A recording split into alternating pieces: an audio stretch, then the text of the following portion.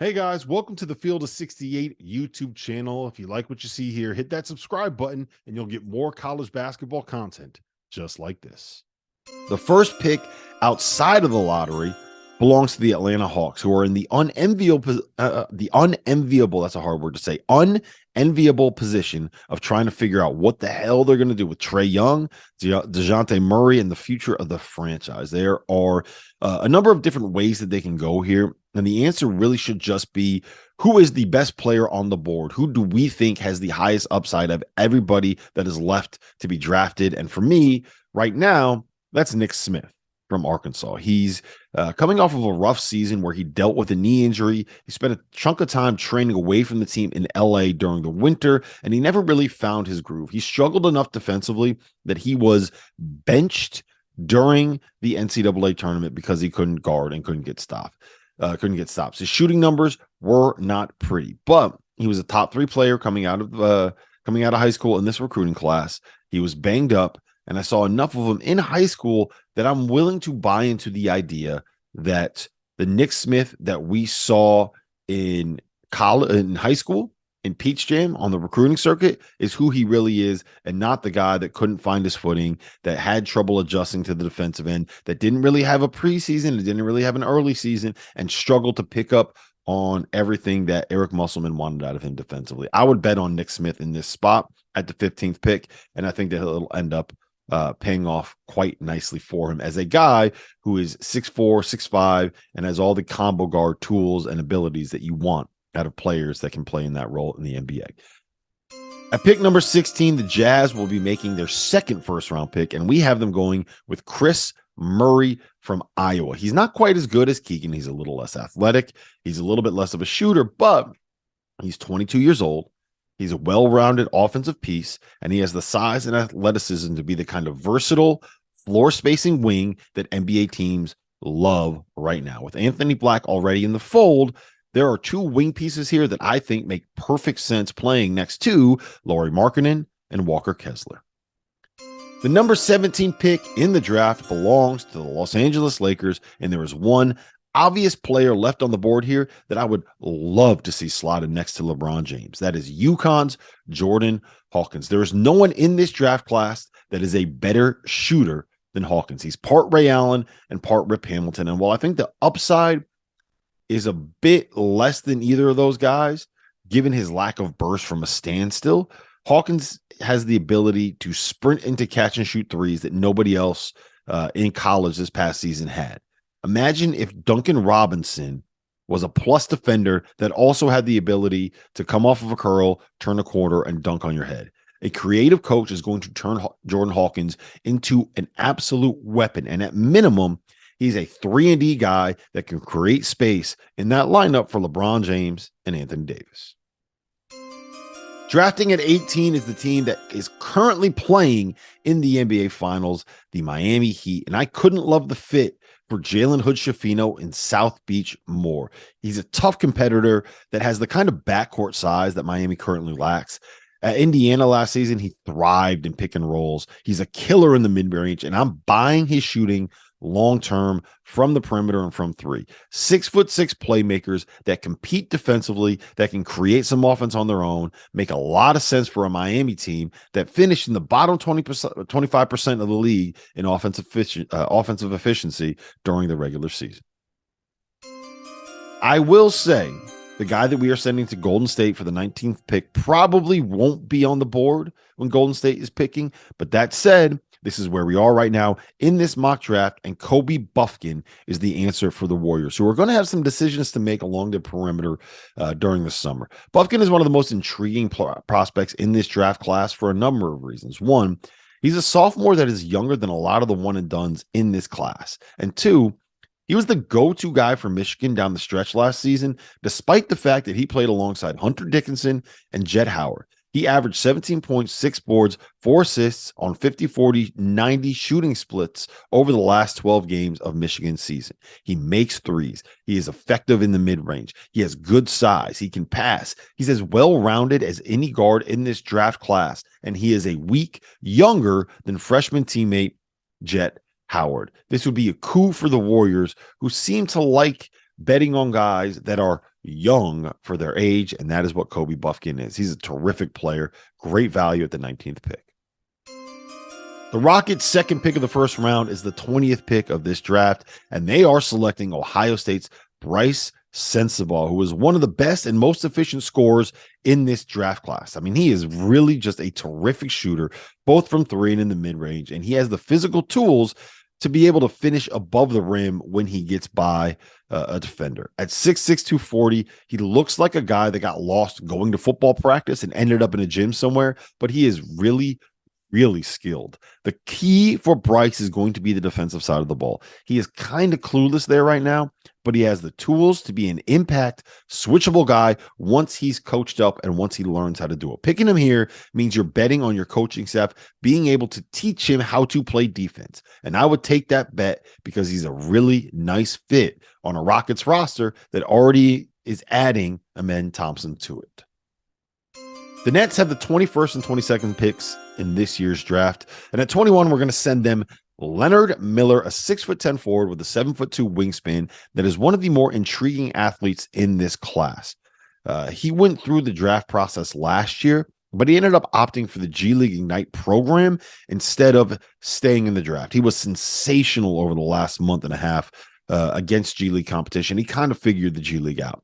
And he's proven to be a capable shooter with fluid mobility that is a very good finisher around the basket. And he can really guard. I do believe that there is upside here in the Pascal Siakam kind of a vein. And since the Nets need to hunt for stars, I do think that Miller makes a lot of sense for him. You got to shoot for the moon if you're the Nets right now. You don't have that go-to guy. And speaking of not having that go-to guy, they need points. They need scores.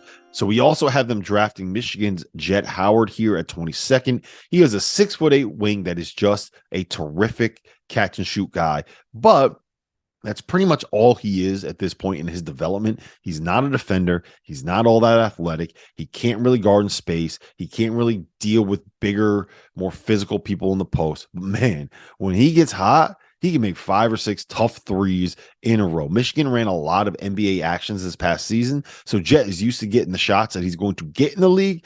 And if you're drafting here, you're betting on his pedigree. His dad is Juwan Howard, after all. And if the defense comes around, Brooklyn needs scores. Howard can be that. And if he figures out how to guard, he's going to be a good pro for a while. Our partner for today's episode is Athletic Greens. I started taking AG1 during the college basketball season, and I loved the impact that it had on my energy levels. I'm a big coffee in the morning guy, but by the time that the afternoon would hit, I needed another boost. AG1 helped me tremendously, especially on those days when I didn't want to get up off the couch and go hit the gym. Their tagline is AG1 is comprehensive health and the power of habit in one. And man, that could not be more true. It's nearly impossible to eat and drink in a healthy manner in the month of February and the month of March when you are in my business. And AG1 was exactly the supplement that I needed to improve my gut health and cover my nutritional basis for the day. I've continued that into April. I've continued that into May, and I'm going to continue that the rest of the summer. All I have to do is mix a scoop of AG1 with some water or maybe add it into a smoothie, and I'm ready to go. Do it after lunch, and you'll be ready to go for the rest of the day. If a comprehensive solution is what you need from your supplement routine, then Athletic Greens is giving you a free 1-year supply of vitamin D and 5 free travel packs with your first purchase. Go to athleticgreens.com/field68. That's field 68 FIELD, the number 6, the number 8, and you can get yours now. So check it out and help support this show. Thanks. I really like the fit for Noah Clowney at number 23 with the Blazers. Portland has a track record for taking these young guys and letting them develop over time. And Clowney needs that time to develop. He turns 19 in July. But at 6'10", with a 7'3" wingspan, he had the kind of year as a freshman that made people take notice. And it was less to do with the production and more to do with the potential that you see watching him on film. He shot under 30% from three, and he looked lost at times defensively, which is an issue for a guy that projects as a 3-and-D role player, right? But the stroke looks good. He is athletic enough to be a rim protector. He can be a vertical spacer. And most importantly, the issues he had defensively appear, at least to me, to be more about needing to learn things like angles and rotations and how to sit in a stance and the proper way to close out, more than having the physical skills to be able to do all that stuff down the road. He's 18 years old. Kids that are freshmen in college are not supposed to know everything that they need to know on the defensive end of the floor. You just don't. There's a reason why coaches say the best thing about freshmen is they become sophomores. So I would be betting on Clowney long term, and I think Portland is a great place for him to develop. At 24, the Kings are going to be looking for someone that can help them guard. They have a ton of dudes that can get buckets. They don't necessarily have a ton of dudes that are going to get them stops.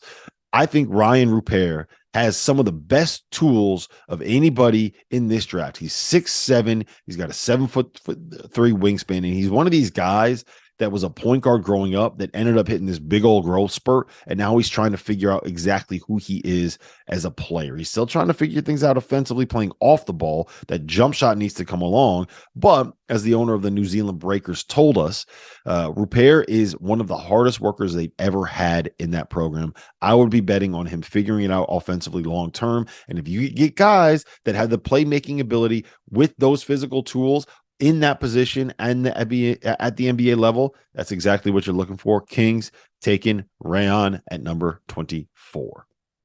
The Grizzlies are on the clock at number 25, and given what they've had to deal with this offseason with their superstar, you'd be hard-pressed to judge them if they struggle to focus on who they want to take with the 25th pick in this draft. That said, I do think that Dariq Whitehead fits the Memphis culture and Memphis organization well. He came into Duke with the reputation for being a tough defender and a well-rounded playmaking big wing that at 6'6" could guard multiple positions. We never really got to see that because Whitehead was dealing with foot injuries and illnesses. He's already had 2 surgeries since the time that he enrolled in Duke last June. So the medical team is going to be the guys that actually make this decision for Memphis, I would guess. But I think that Whitehead showed enough this past season to say that he is going to be a very good to elite shooter in the NBA. And if the athleticism comes back after the surgeries, to me, he has 10-year pro with the upside of being a plus starter at the NBA level written all over him. It's going to be about the health, but if you trust that the surgeries are done properly, I think he is incredible value at the 25th pick. I mentioned earlier that the Pacers are looking for a 4-man in this draft, and they'll get him here with pick number 26. Gigi Jackson, the youngest player in this draft class and the youngest player in college basketball last season. He doesn't turn 19 until December. And while he played for a dreadful South Carolina team this past year, he is a guy with a terrific ceiling that I would be buying into in this range of the draft. Jackson didn't arrive at South Carolina until August. He was 17 years old when he got onto campus. He played on a team with about 3 other SEC caliber players on it. He has the potential to develop into an elite isolation shot creator. His bag is already deep. He's got deep range on his 3. He can play off the catch. He can play off the bounce. He can do a lot of the things that you are looking for out of a 6'9" athletic kind of big combo forward, whatever position you want to call it, a Paul George kind of a piece. The problem is he looks like a guy that has spent his entire life doing workouts in gyms and has yet to kind of figure out how to translate what he does in a drill to how to make it work within a team concept. He's not a good passer at all. He doesn't see the floor at all. He's a black hole, and he has tunnel vision when he puts the ball on the floor. Defensively, he's a mess. That's just the simplest way to say it. He's a complete mess. He was also 17 that didn't get a preseason, that hasn't learned what it takes to be a defender at that level. I think if you're drafting him 26th, you know that you're getting a guy that is going to be young for the grade, that is going to need some time, probably 2 to 3 years, I would say, before he's really, really ready to contribute at a high level for a playoff caliber team. That said, if it works out, Jackson has the ceiling of being a top 5 player in this draft class.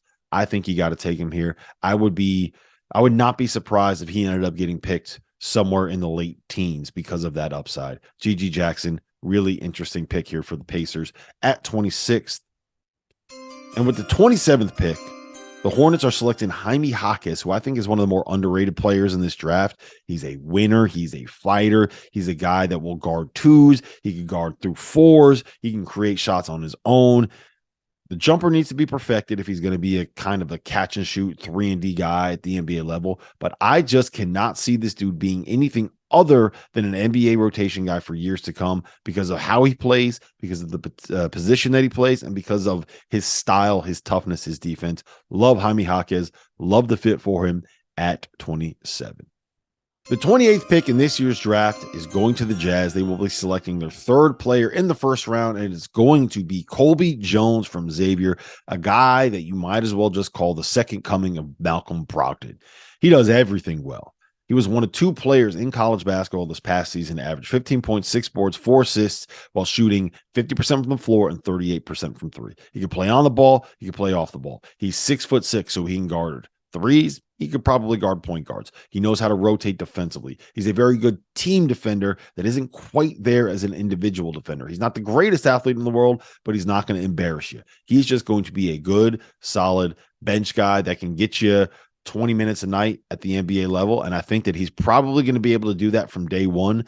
The Jazz drafting him here with Kris Murray, with Anthony Black, are adding a lot of really nice pieces to contribute to a team that has a couple of guys that could be foundational pieces moving forward. Love Colby Jones. Love him in Utah. The Pacers will draft for the third time in the first round at number 29, and they will be selecting UConn's Andre Jackson, who is maybe the best athlete in this draft, something close to it. He is a terrific passer with an elite defensive repertoire that is the kind of connective piece that every NBA team is looking for. His basketball IQ, his leadership, those things are completely off the charts. And I don't think it's crazy to say that there are some shades of Draymond Green in his game, maybe prime Andre Iguodala, guys like that, guys that can be heady, IQ defenders that are going to make plays defensively, that are going to be switchable, that are going to move the ball, they're going to make the right reads. The jumper is going to be the swing skill here. If the shot comes around, I think that he is a guy that has some upside as maybe being not like a borderline all-star, but a guy that could be like the third best player on a really good team. I think his floor is that he's the fifth starter, first guy off the bench for teams that are going to be making the playoffs. He's just a winner. He's a leader. He's a great locker room guy. Love Andre Jackson, and I really do think that if the Pacers get him here, the Pacers will be better for it.